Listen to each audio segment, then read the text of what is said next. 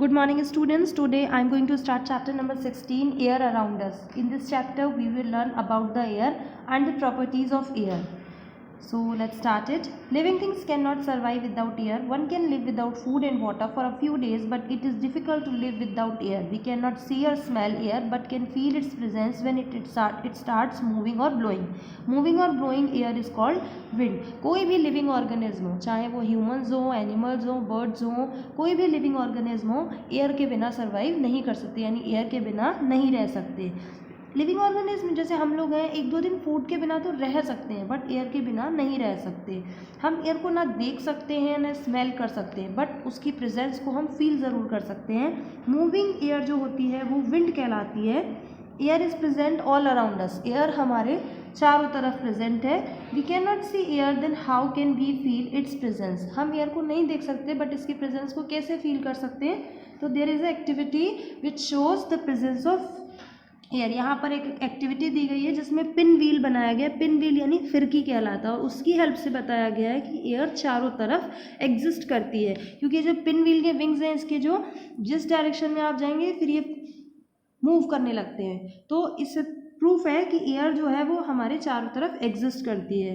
Another activity is given here to show that air occupies space. एक और activity दी गई है जहाँ पर ये बताया गया है कि एयर जो है वो स्पेस ऑक्यूपाई करती है.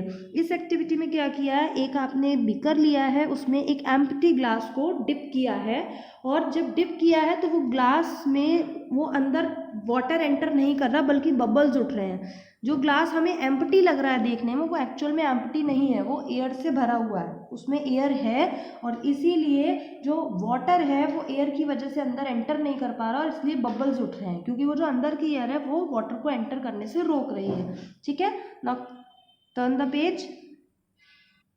From the above activity we can also conclude that air is present everywhere around us, even in the things which appear empty to us. It has no color and it is transparent. इन दोनों activity से हमें क्या पता चल रहा है, एक तो एयर सब तरफ एग्जिस्ट करती है जो पिन व्हील वाली एक्टिविटी, और दूसरी एक्टिविटी उससे क्या पता चलता है आपको कि एयर जो है वो सभी जगह है, इवन उन चीज़ों में भी जो हमें खाली नज़र आती है उनमें भी. इसका कोई कलर नहीं है, ये ट्रांसपेरेंट है. ठीक है, अब देखिए atmosphere. We live on the earth and there is a thick layer of air all around the earth. Air forms the earth's atmosphere. The blanket of air that surround the earth is called atmosphere.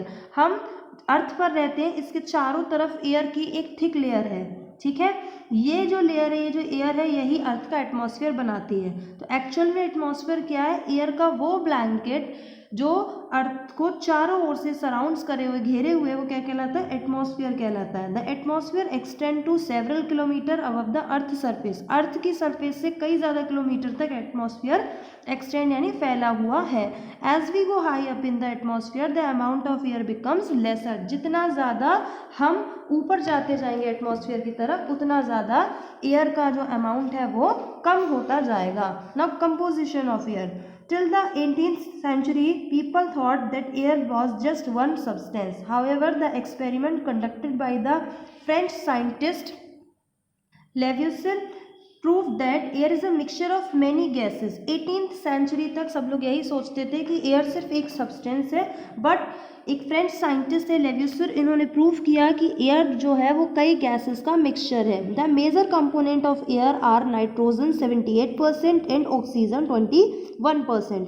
Air के जो major component है वो दो हैं. क्या है, nitrogen है 78% present है, और ऑक्सीजन है 21% प्रेजेंट है. The remaining 1% consist of carbon dioxide, 0.03% of few other gases, water vapour and dust particles. 1% carbon dioxide है और बाकी का 0.03% अदर गैसेज हैं. इसके अलावा वाटर वेपर है और डस्ट पार्टिकल्स यानी धूल के कण भी हैं.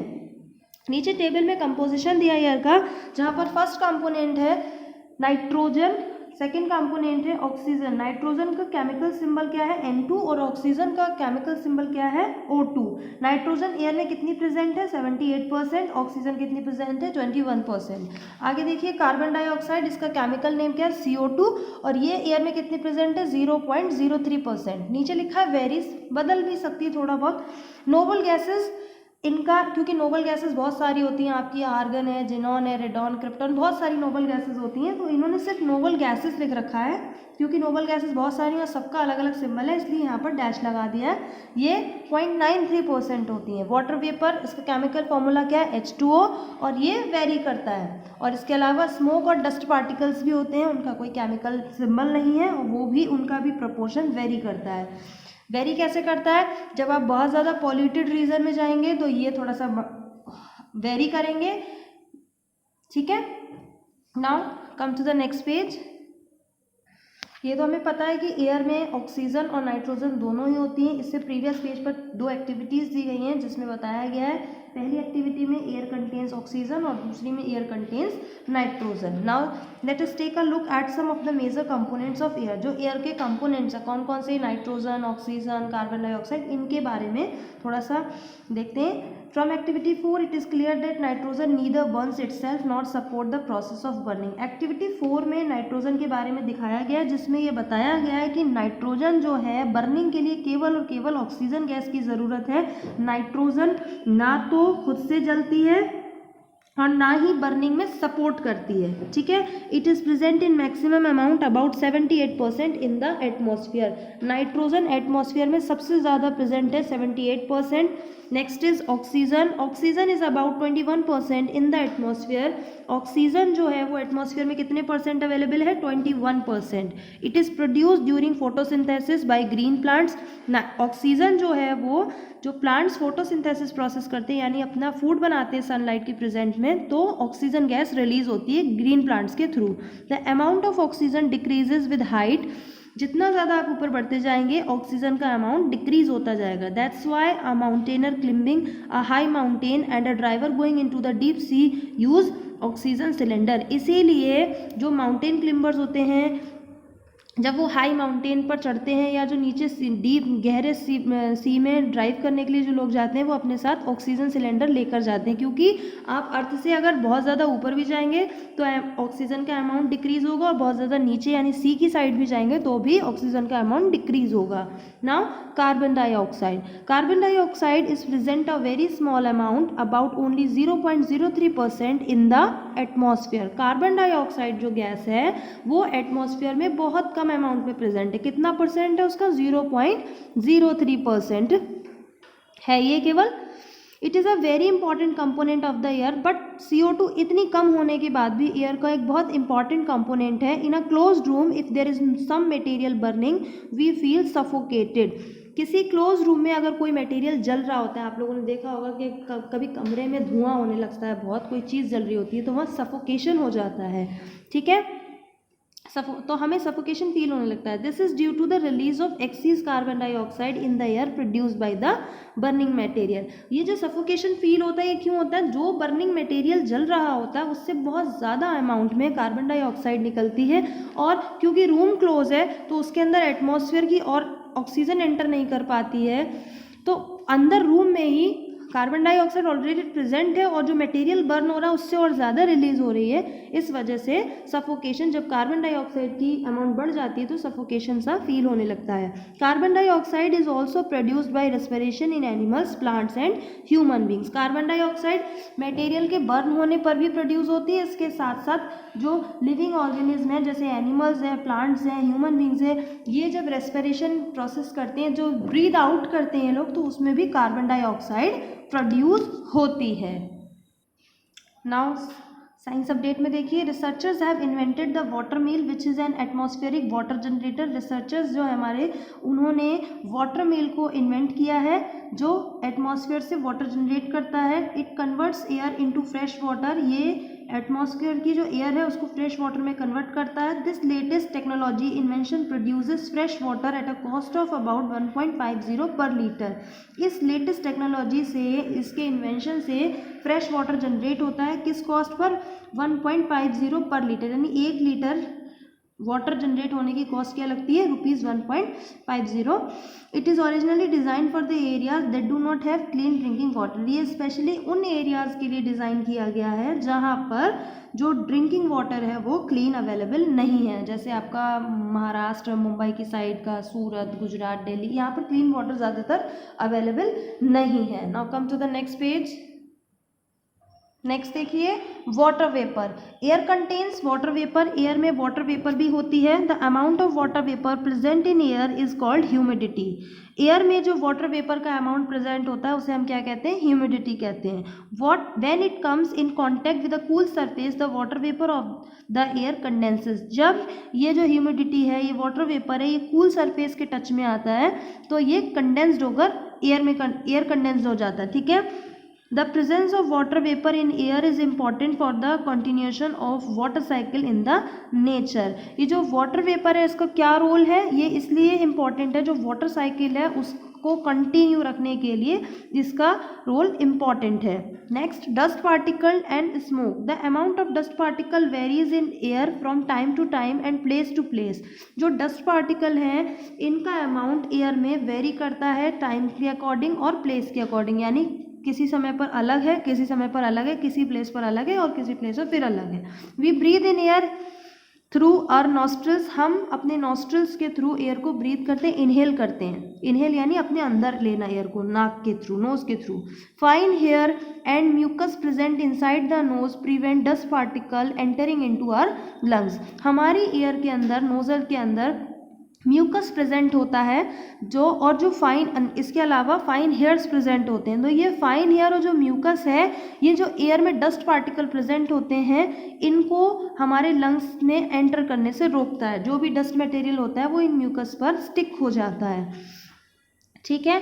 That is why we should never breathe in air through our mouth because harmful dust particle and germs present in it may enter our body and affect our health. इसीलिए हम लोगों को कभी भी मुंह से सांस नहीं लेना चाहिए, नाक से, नोज से सांस लेनी चाहिए, यानी नोज से इनहेल करना चाहिए, माउथ से इनहेल नहीं करना चाहिए। क्योंकि अगर आप माउथ से इनहेल करेंगे तो हो सकता है ये डस्ट पार्टिकल्स, ये जर्म्स हमारी बॉडी में एंटर कर जाए और हमारी हेल्थ को अफेक्ट करें। इसीलिए नोज से हमें इनहेल करना चाहिए। The burning of fuels also produces smoke.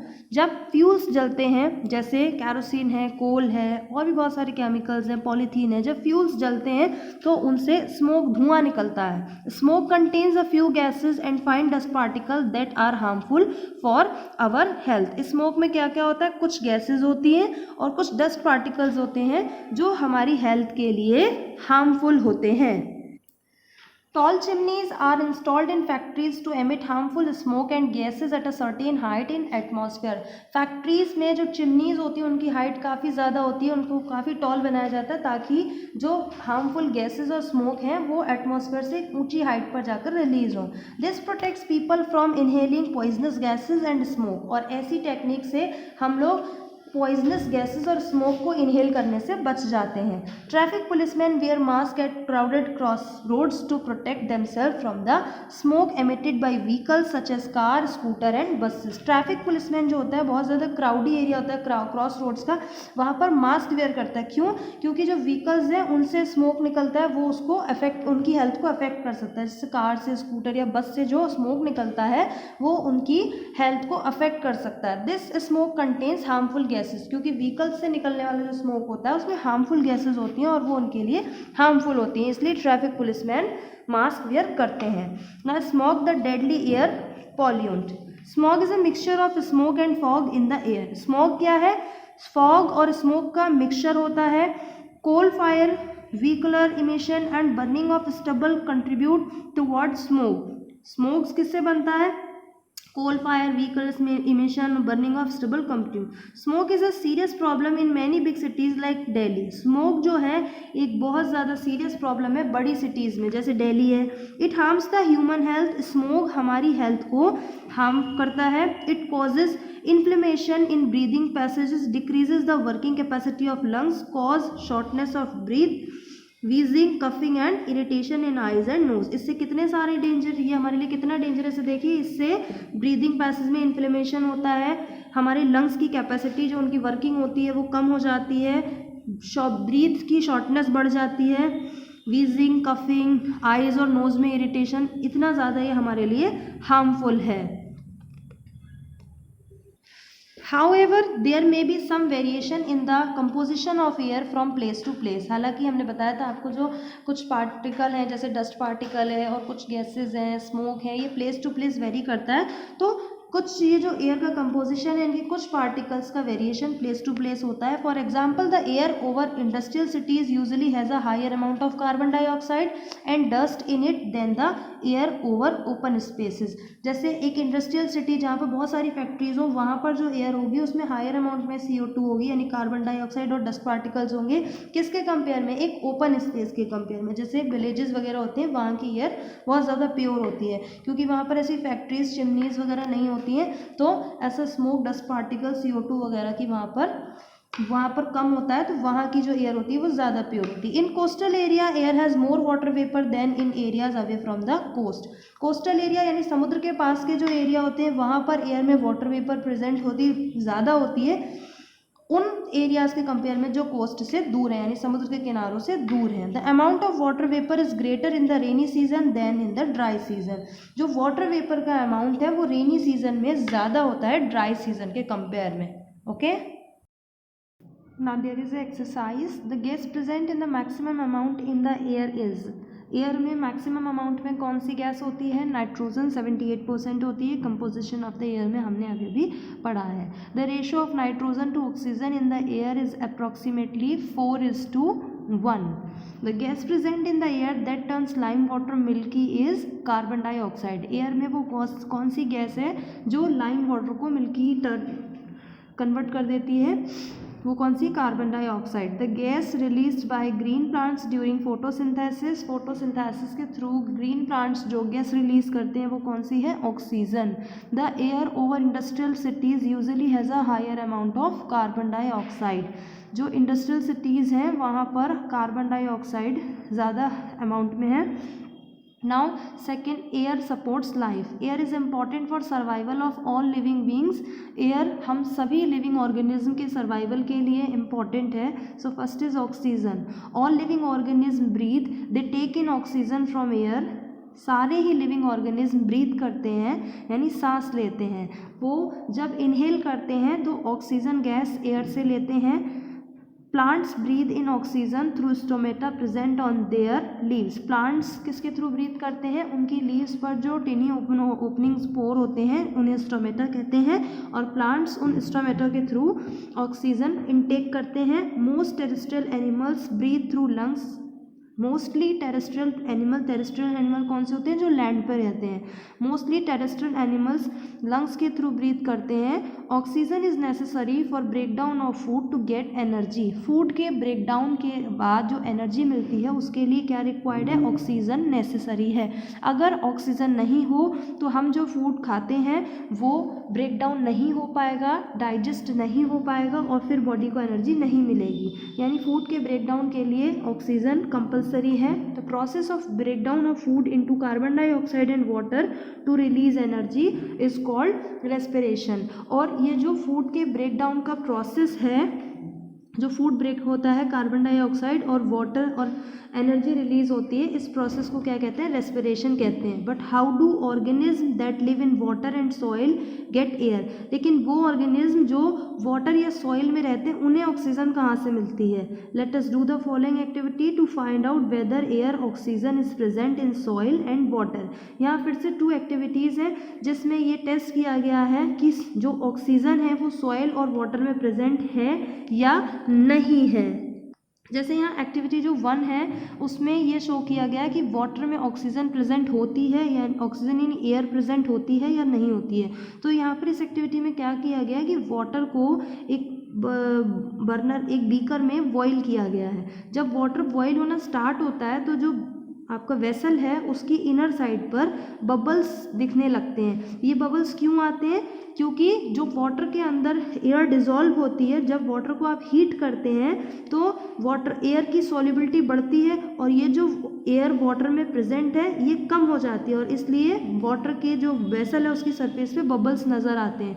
थोड़ी देर बाद वो बबल्स अपने आप गायब हो जाते हैं। उसी पानी को आप जब दोबारा और गर्म करते रहते हैं तो वो बबल्स गायब हो जाते हैं, क्योंकि वाटर में जो एयर होती है वो फिर रिमूव हो चुकी होती है इसलिए। फिर एक सेकेंड एक्टिविटी दिखाई गई है, to presence of air in soil. Soil में एयर प्रेजेंट होती है तो उसके लिए क्या किया गया है, यहाँ पर गार्डन में जैसे उसमें क्या किया है कि गार्डन सॉइल को एक बीकर में रखा गया। गार्डन सॉइल यानी गार्डन की जो मिट्टी है उसको एक बीकर में रखा, फिर उसमें ऊपर से वाटर डाला जाता है तो क्या होता है कि उसमें से बबल्स उठने लगते हैं। ऐसा क्यों होता है? क्योंकि सॉइल के अंदर जो स्पेस होता है उसमें एयर प्रेजेंट होती है, तो जब वाटर डालते हैं तो वो एयर बाहर आती है तो बबल्स अपीयर होने लगते हैं। तो इन दोनों एक्टिविटीज़ से ये प्रूफ होता है कि सॉइल और वाटर दोनों में एयर प्रेजेंट होती है। Now come to the next page. Fish breathe in oxygen dissolve in water through gills. Fish एक मेरिन आपका ऑर्गेनिज्म है जो वाटर में डिजोल्व ऑक्सीजन से ब्रीथ करती है और गिल्स के थ्रू करती है। The plant which float on water have stomata on the upper surface of the leaf. वो प्लांट जो वाटर में फ्लोट करते हैं, तैरते हैं, उनकी अपर सरफेस, उनकी जो लीफ होती है उसकी अपर सरफेस में स्टोमेटा होते हैं यानी ऊपर की तरफ। They take in air through the stomata. वो जो एयर लेते हैं वो स्टोमेटा के थ्रू लेते हैं। The plants which are submerged in water like tape grass lack stomata. जो प्लांट्स वाटर में सबमर्ज्ड होते हैं उनमें जो स्टोमेटा नहीं होता, उसमें क्या होता है, क्योंकि वो कम्प्लीटली सबमर्ज्ड हैं, प्लांट जैसे टेप ग्रास है, they take oxygen dissolve in water through their body surfaces. इनके जो स्टोमेटा वो निचली सरफेसेस पे, क्योंकि ये सबमर्ज्ड है तो ये जो ऑक्सीजन लेते हैं वो वाटर में डिजोल्व ऑक्सीजन लेते हैं अपनी बॉडी सरफेस से। Animal that live in soil like earthworm and plant root get oxygen from breathing from the air present between the soil particles. Soil में रहने वाले एनिमल्स जैसे अर्थवॉर्म है या प्लांट्स की रूट हैं, ये ब्रीथ करती हैं और सॉइल में प्रेजेंट ऑक्सीजन को लेती हैं। सॉइल पार्टिकल में जो ऑक्सीजन प्रेजेंट होती है, एयर प्रेजेंट होती है, उसके थ्रू ब्रीथ करती है, उसके थ्रू इनटेक करती हैं। Earthworms normally live in soil, they come out of the soil only during heavy rain. Earthworm ज़्यादातर सॉइल में ही रहता है, जब बहुत ज़्यादा बारिश होती है तभी अर्थवॉर्म सॉइल के बाहर नजर आते हैं। This happens because when it rains heavily rain water fills up the all spaces occupied by air in the soil. बारिश के समय पे ही अर्थवॉर्म सॉइल से बाहर क्यों आते हैं? क्योंकि जब बहुत ज़्यादा बारिश होती है तो सॉइल का जो स्पेस होता है, मिट्टी के बीच में जो होल स्पेसेस होते हैं उनमें भी पानी भर जाता है और उनमें एयर नहीं होती। No air is left in soil for earthworm to breathe और रेस्पायर। क्योंकि उस स्पेस में भी वाटर फिल हो जाता है, वहाँ कोई एयर नहीं होती तो अर्थवॉर्म ब्रीथ नहीं कर सकते, उनको रेस्पायरेशन प्रोसेस उनका नहीं होता, इसलिए they come out of the soil, इसलिए वो सॉइल से बाहर आ जाते हैं बारिश के टाइम में। Plants like mangrove which grow in water locked soil have root that grow out of the soil to get air। Plants जैसे मैनग्रोव्स हैं, इनकी जो ये वाटर लॉक्ड इनकी सॉइल रूट्स होती हैं, ये ग्रो करते हैं और ये सॉइल के बाहर ग्रो आउट करते हैं एयर लेने के लिए। Next is carbon dioxide. Plants utilise carbon dioxide from air for making food through the process of photosynthesis. Plants carbon dioxide को यूटिलाइज करते हैं अपना फूड बनाने के लिए फोटोसिंथेसिस प्रोसेस के through. All animals are directly और indirectly depend upon plants for their food. जितने भी एनिमल्स हैं वो डायरेक्टली और इनडायरेक्टली दोनों ही वे में प्लांट्स के ऊपर डिपेंड हैं अपने फूड के लिए। जैसे जो हर्बीवोरस हैं, जो प्लांट्स खाते हैं, वो तो डायरेक्टली डिपेंड है क्योंकि जब प्लांट नहीं होंगे तो वो क्या खाएंगे, और जो कार्निवोरस है वो इनडायरेक्टली डिपेंड है क्योंकि जो कार्निवोरस है वो उन्हीं हर्बीवोरस को खाते हैं जो प्लांट्स खाते हैं। अब जब प्लांट्स नहीं होंगे तो हर्बीवोरस क्या खाएंगे, यानी हर्बीवोरस नहीं रहेंगे, और जब हर्बीवोरस नहीं रहेंगे तो फिर कार्निवोरस क्या खाएंगे, और ओमनीवोरस, क्योंकि ये दोनों ही चीज़ें खा लेते हैं तो ये भी डिपेंड है। तो सारे ही एनिमल्स डायरेक्टली और इनडायरेक्टली प्लांट पर डिपेंड हैं अपने फूड के लिए। Now nitrogen, it is required by all plants and animal as it forms part of protein in every living beings। Nitrogen सारे ही प्लांट्स और एनिमल्स के लिए ज़रूरी है क्योंकि ये बॉडी में प्रोटीन को बनाती है।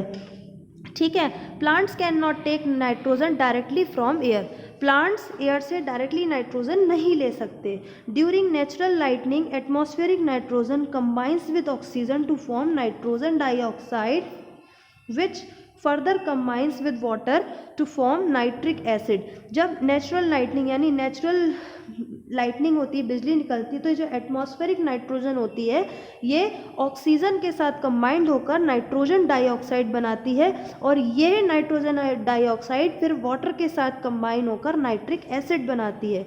Soil changes it to nitrates and then plant absorb them. फिर सॉइल इस नाइट्रिक एसिड को नाइट्रेट्स में चेंज करती है और उसके बाद ये प्लांट्स इस नाइट्रेट को एब्जॉर्ब करते हैं। Animals and human beings get nitrogen from plants और अदर एनिमल्स। जितने भी एनिमल्स और ह्यूमंस हैं ये प्लांट्स और दूसरे एनिमल्स से नाइट्रोजन को लेते हैं। Nitrogen present in air is also used in making fertilisers which are use to provide nitrogen to the plants. Atmosphere में जो नाइट्रोजन प्रेजेंट है इसका एक और यूज़ है, ये फर्टिलाइज़र में यूज़ की जाती है जिससे ये प्लांट्स को नाइट्रोजन प्रोवाइड करती है। जब इनसे जो फर्टिलाइज़र बनते हैं वो प्लांट्स को नाइट्रोजन प्रोवाइड करते हैं ना। Balance of oxygen and carbon dioxide in nature में कार्बन डाइऑक्साइड और ऑक्सीजन दोनों बैलेंस हैं। In nature the amount of gases mostly remain unchanged and balanced. How? Nature में ज़्यादातर गैसेस का जो अमाउंट है वो अनचेंज्ड है यानी बैलेंस्ड है। कैसे है? Animals inhale oxygen from the air and exhale carbon dioxide which goes into the air. Animals जब ब्रीथ करते हैं तो वो इनहेल करते हैं यानी नोज के थ्रू जो गैस वो इनहेल करते हैं वो एयर से ऑक्सीजन इनहेल करते हैं और जो वो एक्सेल करते हैं यानी माउथ के थ्रू जो वो गैस बाहर निकालते हैं वो कार्बन डाइऑक्साइड है। ये कार्बन डाइऑक्साइड क्योंकि हमने एटमॉस्फेयर से ऑक्सीजन को इनहेल किया और कार्बन डाइऑक्साइड को एक्सेल किया तो ये जो गैस है ये एयर में मिक्स हो जाती है। Plants also use oxygen to respiration. Plants भी रेस्पिरेशन के लिए ऑक्सीजन यूज करते हैं, बट जो हम कार्बन डाइऑक्साइड निकाल रहे हैं उसका क्या होता है देखिए। Green plants use carbon dioxide from the air for making food by the process of photosynthesis during the day. और यही कार्बन डाइऑक्साइड ग्रीन प्लांट्स अपने फोटोसिंथेसिस प्रोसेस में यूज करते हैं डे के टाइम में अपना फूड प्रिपेयर करने के लिए। They give out oxygen in return which goes into the air. क्योंकि ये एटमॉस्फेयर से कार्बन डाइऑक्साइड ले रहे हैं फोटोसिंथेसिस प्रोसेस के लिए तो ये जब फूड बन जाता है इनका तो ये ऑक्सीजन रिलीज करते हैं जो जाके एटमॉस्फेयर में मिक्स हो जाती है। The process of respiration takes place during day as well as night. जो रेस्पिरेशन का प्रोसेस है वो दिन और रात दोनों के टाइम हो सकता है। रेस्पिरेशन यानी ब्रीदिंग, इनहेल और एक्सेल, तो ये दिन और रात दोनों के टाइम हो सकता है। But the oxygen release during photosynthesis is more than oxygen used in respiration. लेकिन जो ऑक्सीजन फोटोसिंथेसिस में रिलीज होती है वो रेस्पिरेशन से ज़्यादा होती है। Therefore, there is a net release of oxygen in the atmosphere। इसलिए एटमॉस्फेयर में ऑक्सीजन की कमी नहीं होती, एक नेट रिलीज ऑक्सीजन का रहता है। यानी दिन के टाइम प्लांट्स इतनी ऑक्सीजन ऑलरेडी रिलीज कर देते हैं कि रात के टाइम भी रेस्पिरेशन इजीली हो सके, तो ऑक्सीजन बैलेंस हो गई। अब burning of fuel such as petrol, wood and coal use oxygen from the air and gives out carbon dioxide. जितने भी फ्यूल्स हैं जब उनकी बर्निंग होती है तो हमने पढ़ा था ऑक्सीजन जो है वो बर्निंग में हेल्पफुल है। तो जितने भी आपके फ्यूल्स हैं वो एयर से ऑक्सीजन लेते हैं और उनकी बर्निंग होती है और बर्न होने के बाद वो कार्बन डाइऑक्साइड गिव आउट करते हैं यानी बाहर निकालते हैं। ये कार्बन डाइऑक्साइड एयर में मिक्स हो जाती है। So respiration by living organism and burning of fuels by human require oxygen and release carbon dioxide. इस तरीके से ह्यूमंस के थ्रू रेस्पिरेशन और फ्यूल्स की बर्निंग से ऑक्सीजन रिक्वायर्ड होती है और कार्बन डाइऑक्साइड रिलीज होती है। Plants use carbon dioxide present in the air during photosynthesis and release oxygen in the atmosphere. अब प्लांट्स इसी कार्बन डाइऑक्साइड को एयर से लेते हैं और फोटोसिंथेसिस में यूज़ करते हैं और जब उनका फूड बनता है तो वो इसी ऑक्सीजन को एटमॉस्फेयर में रिलीज करते हैं। In this way plants and animal help in maintaining the balance of oxygen and carbon dioxide in the nature. और इस तरीके से प्लांट्स और एनिमल्स मिलकर नेचर में कार्बन डाइऑक्साइड और ऑक्सीजन को बैलेंस रखते हैं। This shows the interdependence of plants and animals in nature. और ये जो प्रोसेस है ये प्लांट्स और एनिमल्स का नेचर में इंटरडिपेंडेंस शो करता है। However air pollution and deforestation upset the balance of gases in nature. We should plant more and more trees to maintain this balance. Plants और एनिमल्स के इस इंटरडिपेंडेंस रिलेशन की वजह से ऑक्सीजन और कार्बन डाइऑक्साइड नेचर में balance रहते हैं, बट कुछ ह्यूमन एक्टिविटीज़ जैसे एयर पोल्यूशन, डिफॉरेस्टेशन, इसकी वजह से थोड़ा सा जो हमारा गैसेस का बैलेंस है वो डिस्टर्ब है। इसलिए हमें इनके बैलेंस को मेंटेन रखने के लिए ज़्यादा से ज़्यादा ट्रीज़ को लगाना चाहिए, यानी प्लांटिंग ज़्यादा करनी चाहिए। Now come to the next page. Now there is a exercise. Aquatic plants and animal use। अब aquatic plants और animal क्या यूज़ करते हैं? Dissolve oxygen. किस में डिजोल्व होगी? वाटर में, रेस्पायर के लिए। When it rains heavily, earthworms comes out of the soil because। अभी बताया था कि जब बहुत ज़्यादा बारिश होती है तो अर्थवॉर्म रेन से सॉइल से बाहर आ जाता है। क्यों? क्योंकि सॉइल में कोई भी एयर नहीं होती है। No air is left in the soil for them. For burning of fuels which of the following gas is necessary? Oxygen is necessary in burning of fuels. Balance of oxygen and carbon dioxide in air is maintained by both plants and animals. Now uses of air. Air is useful to us in many ways. Air हमारे लिए बहुत तरीक़ों से useful है. Its major uses are as follow. Oxygen is used by all living organisms for respiration. Oxygen सभी living organism के respiration के लिए ज़रूरी है। Oxygen is necessary for burning of fuels. Fuels की बर्निंग के लिए ऑक्सीजन नेसेसरी है। Compressed air is used for inflating tyres of bicycles, scooter, car and buses. It is also used in balloons, football etcetera. Air को compress किया जाता है ताकि वो जो व्हीकल्स हैं उनके टायर में उनको फिल किया जा सके, जैसे बाइसिकल, स्कूटर, कार, बस, इन सभी के टायर में फिल किया जा सके। ये बैलून्स और फुटबॉल के इन्फ्लेशन में भी यूज़ होती है। Moving air has force. चलती हवा में फोर्स होता है।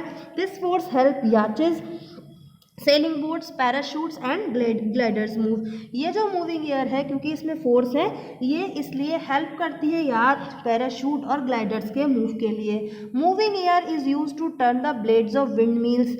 मूविंग एयर विंड मिल्स के ब्लेड को मूव करने के लिए भी यूज़ की जाती है, टर्न करने के लिए यूज़ की जाती है। A wind mill is use to draw water from tube wells to run flour mills and generate electricity. जो विंड मिल है वो क्यों बनाई जाती है? वो बनाई जाती हैं वाटर ट्यूबवेल से इलेक्ट्रिसिटी जनरेट करने के लिए। Wind help in the dispersal of plant seed. It also help in pollination. Wind जो है वो सीड के डिस्पर्सल में भी हेल्प करती है, इसके साथ साथ पॉलिनेशन में भी हेल्प करती है। Role of the atmosphere. Atmosphere का क्या रोल है? Atmosphere plays an important role in the following ways. Atmosphere help in maintaining proper temperature on the earth. Atmosphere earth पर टेम्परेचर को मेंटेन करता है। When sun rays falls on the earth, some of them get absorbed by the atmosphere and rest are reflected back। जब sun rays अर्थ पर पड़ती हैं, क्योंकि ये जो एटमॉस्फेयर है ये एक थिक लेयर है एयर की हमारे अर्थ के चारों ओर, तो इस पर कुछ रेज एब्जॉर्ब करके हमारे पास आ जाती है और कुछ रेज रिफ्लेक्ट होकर वापस चली जाती हैं। This trapped heat helps in prevention of earth's atmosphere from too much cooling at night. ये जो थिक लेयर है ये रात में बहुत ज़्यादा कूलिंग होने से भी अर्थ को बचाती है। It helps in weather changes. Atmosphere weather changes में हेल्प करता है।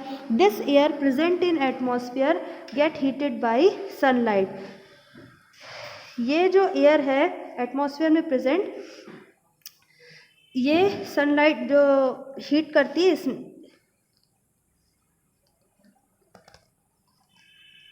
ये एयर जो सनलाइट के थ्रू हीटेड होती है ये एयर में प्रेजेंट होती है। Hot air rises up and cold air takes its place. Hot air वहाँ से हट जाती हैं और कोल्ड एयर उनका प्लेस ले लेती हैं। In this way air moves and wind blows. इस तरह से एयर मूव करती है, विंड ब्लो करती है।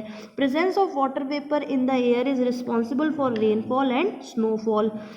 जो एयर एटमॉस्फेयर में वाटर वेपर प्रेजेंट होता है उसकी वजह से रेनफॉल और स्नोफॉल होता है। Ozone layer present in the upper atmosphere यानी stratosphere absorb harmful ultraviolet raise.